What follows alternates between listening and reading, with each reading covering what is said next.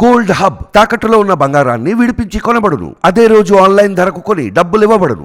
నమస్తే, welcome to మనం TV. నేను మీ ప్రియాంకారావు. దేశాన్ని అస్థిరపరచాలి, కుట్రలతో కుదేలు చేయాలి. ఇదే ఉగ్రవాదుల టార్గెట్. విధ్వంస ధోరణి మిలిటెంట్లది. భారతీయ సైన్యం ఊరుకుంటుందా? అడుగడుక్కి చెక్ పెడుతోంది. కుట్రలను భగ్నం చేస్తూనే ఉంది. ప్రశాంతవంతమైన వాతావరణంలో భారతీయులు జీవించాలి. ఇదే మన సైనికుల టార్గెట్, ముందున్న విజన్.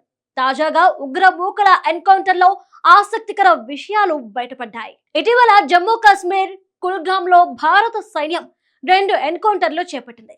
చిన్నీగామ్ ఫిసల్లో 4 హిజ్బుల్ ఉగ్రవాదులను సైన్యం మట్టుబట్టింది. ఒక పారా కమాండర్ కూడా మరణించారు. ఇక్కడే ఓ ఆశ్చర్యకరమైన అంశాన్ని దళాలు పసిగట్టాయి. జనావాసాల మధ్యలో మిలిటెంట్లు బంకర్లు ఏర్పాటు చేసుకున్నారు.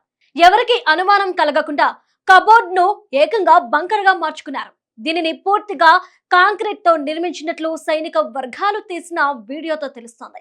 ఎవరూ గుర్తించకుండా అంతు చిక్కని విధంగా ఉగ్రవాదులు ప్లాన్ చేశారు.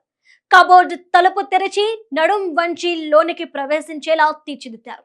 బంకర్ చిన్నదిగా ఉన్నా సౌకర్యవంతంగా ఉన్నట్లు మిలిటరీ వర్గాలు తెలిపారు. దీనిలోకి వెళ్లడానికి బయట నుంచి చిన్న అల్మారాను ద్వారంగా ఏర్పాటు చేశారు. ఒక మనిషి పాక్కుంటూ బంకర్లోకి ప్రవేశించవచ్చు. కొన్నేళ్ల క్రితం ఉగ్రవాదులు మరుగుదొడ్ల కింద బంకర్లు ఏర్పాటు చేసుకుంటున్నట్లు సైన్యం గుర్తించింది.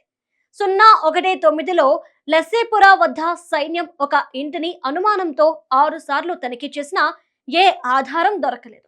చివరికి సెప్టిక్ ట్యాంక్ ను తెరవగా 2 ఉగ్రవాదులు అందులోని బంకర్లో దాక్కున్నట్లు గుర్తించారు. చాలా స్థావరాలు, కిచెన్లు, బెడ్రూమ్లు, డ్రాయింగ్ రూమ్ల మాటున ఉంటున్నట్లు గమనించారు. ప్రస్తుతం జమ్మూ కాశ్మీర్ లో పెరుగుతున్న ఉగ్రదాడుల వెనుక లష్కరే నేత నైఫుల్లా సాజిద్ జట్ హస్తం ఉన్నట్లు ఇంటెలిజెన్స్ వర్గాలు అనుమానిస్తున్నాయి. అతడిపై 10 లక్షల రివార్డు కూడా ఉంది. పాక్ రాజధాని ఇస్లామాబాద్ కేంద్రంగా అరాచకాలు సాగిస్తున్నారు. భారత్ కు చెందిన మహిళను పెండ్లి చేసుకున్న సైఫుల్లా లష్కర్ ఆపరేషనల్ కమాండర్ గా పనిచేస్తున్నట్లు నిఘా వర్గాలు గుర్తించాయి.